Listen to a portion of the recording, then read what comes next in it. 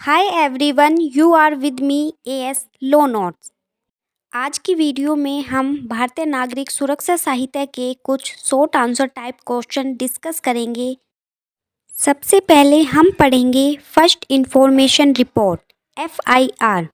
यह एक written document होता है जो प्रिपेयर्ड किया जाता है पुलिस के द्वारा जब उन्हें इंफॉर्मेशन मिलती है about the commission of a crime of cognizable offence. किसी भी ऑफेंस के कमिट होने के बाद ये पहली इंफॉर्मेशन होती है जो पुलिस को मिलती है, इसीलिए हम इसे FIR कहते हैं, फर्स्ट इंफॉर्मेशन रिपोर्ट। जब भी कोई क्राइम कमिट होता है, एक्यूज पर्सन इन्फॉर्म करता है पुलिस ऑफिसर को अबाउट द क्राइम और इंफॉर्मेशन मिलने के बाद पुलिस ऑफिसर देखते हैं कि यह कॉग्निजेबल ऑफेंस है या नॉन कॉग्निजेबल ऑफेंस है। अगर ये कॉग्निजेबल ऑफेंस है तो पुलिस उसको राइटिंग में लिख लेती है जिसे हम FIR कहते हैं। और अगर ऑफेंस नॉन कॉग्निजेबल है, लेस सीरियस है, तो पुलिस द्वारा उसे राइट डाउन कर लिया जाता है नॉन कॉग्निजेबल रजिस्टर में जिसे हम NCR कहते हैं। तो हम FIR से क्या समझते हैं? FIR एक इंफॉर्मेशन होती है जो पुलिस को मिलती है एक्यूज पर्सन के द्वारा किसी कॉग्निजेबल ऑफेंस में, मतलब जो सीरियस नेचर के क्राइम हैं जैसे रेप, मर्डर, किडनैपिंग, डोरी डेथ ETC। तो ऐसे केस में जो इन्फॉर्मेशन पुलिस को मिलती है और पुलिस ऑफिसर उस इन्फॉर्मेशन को राइट डाउन कर लेता है तो उसे हम FIR कहते हैं। हालांकि FIR की कोई भी डेफिनेशन भारतीय साक्ष्य सुरक्षा अधिनियम में नहीं दी गई है, लेकिन सेक्शन 230 में FIR वर्ड मेंशन किया गया है। उससे अलग हमारे FIR के बारे में सेक्शन 173 डील करता है। यह बताता है information in cognizable case. Section 173 का सबसेक्शन 1 कहता है कि every information relating to commission of a cognizable offence irrespective of area where offense is committed may be given orally or electronic communication to an officer in charge of police station, हमारा FIR कहलाता है। तो यह section कहता है कि कोई भी इंफॉर्मेशन जो पुलिस ऑफिसर को मिल रही है किसी कॉग्निजेबल ऑफेंस के कमीशन के बारे में, इरिस्पेक्टिव ऑफ एरिया कि वह क्राइम कहाँ पे कमिट हुआ था, ओरली या फिर इलेक्ट्रॉनिक फॉर्म में, तो उसे हम FIR कहते हैं। अब हम देखेंगे कि FIR के एसेंशियल कंपोनेंट्स क्या हैं। First, information related to cognizable offence. Offence हमारा कॉग्निजेबल होना चाहिए, सीरियस नेचर का होना चाहिए, वो दिया जाना चाहिए राइटिंग में या फिर orally head of police station. And third, वह साइंड होना चाहिए उस पर्सन के द्वारा जिसने इंफॉर्मेशन दी है। और जो की पॉइंट्स हैं वह रिकॉर्ड किए जाने चाहिए डेली डायरी में पुलिस ऑफिसर के द्वारा। Now we will discuss who can lodge an FIR।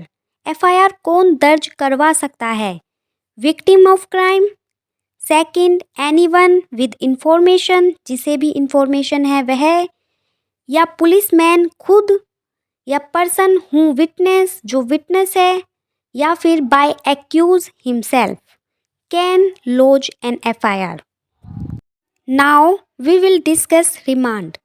Remand क्या होता है? यह एक प्रोसेस होती है किसी को डिटेन करने की 24 घंटे के बाद विदाउट वारंट। किस लिए? ताकि फर्दर इन्वेस्टिगेशन की जा सके। तो यह एक इन्वेस्टिगेशन प्रोसेस होती है जिसमें आफ्टर और बिफोर कॉग्निजेंस स्टेज के प्रोसेस इन्वेस्टिगेशन की जाती है। जब भी कोई ऑफेंस कमिट होता है तो पुलिस के द्वारा एक्यूज पर्सन को अरेस्ट कर लिया जाता है और उस एक्यूज पर्सन को विदिन 24 आवर्स मजिस्ट्रेट के सामने प्रस्तुत करना होता है, प्रेजेंट करना होता है बिना डिले के। फिर मजिस्ट्रेट यह डिसाइड करेंगे कि उस एक्यूज पर्सन को रिमांड पर भेजा जाना चाहिए या नहीं। अगर पुलिस ऑफिसर यह रिक्वेस्ट करते हैं मजिस्ट्रेट से कि अभी इन्वेस्टिगेशन कंप्लीट नहीं हुई है और उन्हें एक्यूज पर्सन से पूछताछ करनी है ऑफेंस के बारे में, और अगर मजिस्ट्रेट को लगता है कि एडुकेट ग्राउंड हैं, तो मजिस्ट्रेट एक्यूज पर्सन को पुलिस कस्टडी में भेज देता है, जहां पर पुलिस ऑफिसर द्वारा रिमांड की पावर एक्सरसाइज की जाती है। तो इससे हमें पता चलता है कि अगर 24 घंटे के अंदर इन्वेस्टिगेशन कंप्लीट नहीं होती तो पुलिस की रिक्वेस्ट पर कोर्ट रिमांड का ऑर्डर दे देती है, जहां पर पुलिस के द्वारा एक्यूज पर्सन को इंटेरोगेट किया जाता है, एविडेंस कलेक्ट किए जाते हैं जो भी क्राइम से रिलेटेड होते हैं। इसी प्रोसेस को हम रिमांड कहते हैं। हम इसे कंक्लूड करते हैं कि कोई भी ऑफेंस कमिट किया गया है और पुलिस ऑफिसर के द्वारा एक्यूज पर्सन को अरेस्ट कर लिया जाता है, तो 24 घंटे के अंदर एक्यूज पर्सन को मजिस्ट्रेट के सामने प्रोड्यूस करना होता है, जो कि दिया गया है हमारा सेक्शन 58 में ऑफ भारतीय नागरिक सुरक्षा संहिता और आर्टिकल 22 के सब क्लॉज 2 में कॉन्स्टिट्यूशन के। फिर मजिस्ट्रेट डिसाइड करेंगे कि एक्यूज पर्सन को रिमांड पर भेजा जाएगा कि नहीं, जो कि इनिशियल पीरियड 15 दिन ही होता है। यह एक्सटेंड किया जा सकता है depend on seriousness of crime. तो रिमांड हमारा एक स्पेशल ऑर्डर है किसी भी पर्सन को डिटेन करने के लिए बियॉन्ड 24 आवर्स, ताकि आगे की इन्वेस्टिगेशन की जा सके। और अगर रिमांड का ऑर्डर दिया गया है प्री कॉग्निजेंस स्टेज तो हमारा डील करेगा सेक्शन 187, और अगर पोस्ट कॉग्निजेंस स्टेज में दिया गया है तो हमारा सेक्शन 346 डील करेगा। 2 टाइप्स के रिमांड होते हैं, फर्स्ट जुडिकल रिमांड और सेकंड पुलिस रिमांड। एक थर्ड टाइप का भी रिमांड है ट्रांजिट रिमांड, जो कि मेंशन नहीं किया गया है भारतीय नागरिक सुरक्षा संहिता में, लेकिन यह इवॉल्व हुआ है through common usages. Transit remand से मतलब है कि जब पुलिस ऑफिसर किसी एक्यूज पर्सन को एक जगह से दूसरी जगह पर ले जाते हैं अपनी कस्टडी में, तो उसे हम कहते हैं ट्रांजिट रिमांड। ऐसा इसलिए किया जाता है ताकि एक्यूज पर्सन को मजिस्ट्रेट के सामने लाया जा सके, प्रोड्यूस किया जा सके, जिसकी अथॉरिटी है उस केस को डील करने की।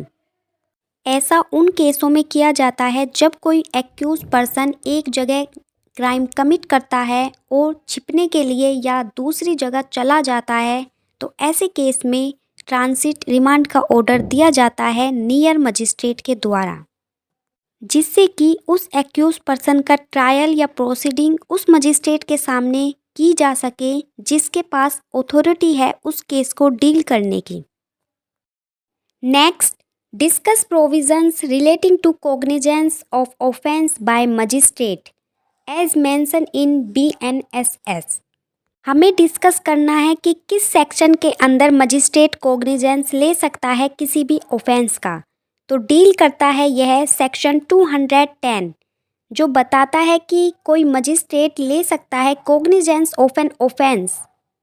कॉग्निजेंस का मतलब है इनिशिएट कर सकता है legal proceeding against an accuse person. कब? अपॉन रिसीविंग अ कंप्लेन, अगर उसे कोई कंप्लेन रिसीव होती है, या फिर अपॉन अ पुलिस रिपोर्ट, चाहे वो इलेक्ट्रॉनिक फॉर्म में क्यों ना हो, upon information received by an person other than police officer. Police officer से अलग कोई भी पर्सन इंफॉर्मेशन दे रहा है, अपॉन हिज ओन नॉलेज, अपनी नॉलेज पर भी वह कॉग्निजेंस ले सकता है किसी भी ऑफेंस का। किस मजिस्ट्रेट के द्वारा कॉग्निजेंस लिया जा सकता है? Magistrate of first class and magistrate of second class, जो डील करता है सेक्शन 210 का सबसेक्शन 2 कि चीफ जुडिकल मजिस्ट्रेट इम्पावर करेंगे किसी भी मजिस्ट्रेट को सेकंड क्लास के कि वह कॉग्निजेंस ले सकें। अब हम देखेंगे फाइनल रिपोर्ट और चार्जशीट। फाइनल रिपोर्ट को चार्जशीट भी कहते हैं, जो कि डिफाइन है सेक्शन 193 ऑफ भारतीय नागरिक सुरक्षा संहिता में। चार्जशीट एक फाइनल रिपोर्ट है जो प्रिपेयर्ड की जाती है पुलिस ऑफिसर के द्वारा या फिर इन्वेस्टिगेटिव एजेंसी के द्वारा। जब उनकी इन्वेस्टिगेशन कंप्लीट हो जाती है केस की, उसके बाद फाइनल रिपोर्ट को हम चार्जशीट कहते हैं। चार्जशीट के अंदर चार्जेस को फ्रेम किया जाता है against the accused person based on investigation and collection of evidence by the police officer. Chargesheet accuse person के अगेंस्ट बनाई जाती है, जिसमें पुलिस ऑफिसर के द्वारा इन्वेस्टिगेशन करने के बाद पूरी केस की डिटेल दी जाती है और चार्जशीट को 60 से 90 डेज़ के बीच में पुलिस के द्वारा बना दी जाती है, वरना जो पुलिस ने अरेस्ट किया है एक्यूज पर्सन का, वह इलीगल कंसाइडर किया जाएगा और एक्यूज पर्सन इंटाइटल हो जाएगा बेल के लिए। चार्जशीट की एविडेंसरी वैल्यू सब्सटेंटिव होती है क्योंकि यह पुलिस के द्वारा बनाई जाती है और पुलिस अपने ओपिनियन से एक्यूज पर्सन के अगेंस्ट चार्ज को फ्रेम करते हैं, जो कि अभी प्रूव्ड नहीं किए गए हैं। एक बार जब चार्जशीट बन जाती है तो पुलिस इंचार्ज पुलिस स्टेशन के उसे फॉरवर्ड कर देते हैं मजिस्ट्रेट को। फिर आगे की प्रोसेस मजिस्ट्रेट के द्वारा की जाती है।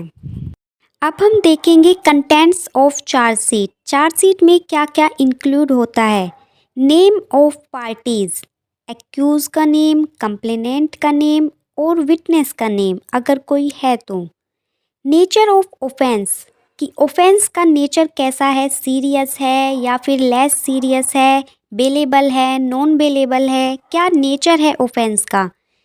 फिर आता है एविडेंस। एविडेंस में विटनेस का स्टेटमेंट भी इंक्लूड किया जाएगा। देन इन्वेस्टिगेशन प्रोसेस, कि क्या स्टेप्स लिए गए हैं इन्वेस्टिगेशन करने के लिए।